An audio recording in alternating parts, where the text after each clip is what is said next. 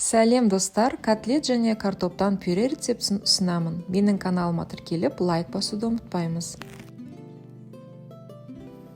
Бір картоп және бір жуаны 8 секунд 5 жылдамдықта ұсақтап турап аламыз. Туралған көкөністерді чашаның қабырғасынан түсіріп, тағы да 3 секундқа қойып, ұсақтап турап аламыз. Тартылған ет жобамен 600 грамм, бір жұмыртқа, алдын ала суға салынған нан, дәмдеуіш, тұз бұрышын саламыз. 2 минут колосок режимінде тартылған етті араластырамыз. Тартылған ет видеосы менің каналымда бар, жоғарыдағы ссылканы басыңыз. Бір келкі күш тұбы араласты, енді қолымызды сулап котлет жасаймыз. Котлеттерді қызарғанша екі жағынан қуырып аламыз. Ыдысқа салып, енді пюре жасауға кірісеміз. Термомикс чипінде картофельное пюре деген дайын рецепт бар, сол бойынша әзірлейміз.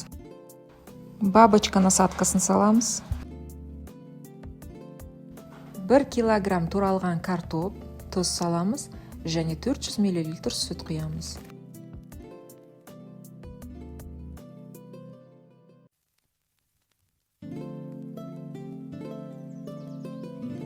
25 минут 95 градус бірінші жылдамдықта пісіріп аламыз.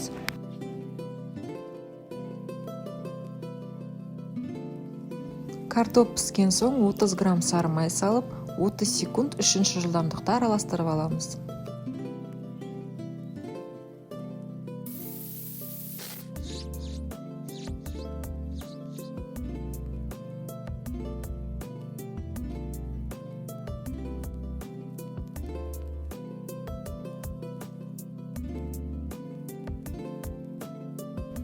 Картоп пюресі түйіршіксіз, нәзік, өте дәмді болып шығады.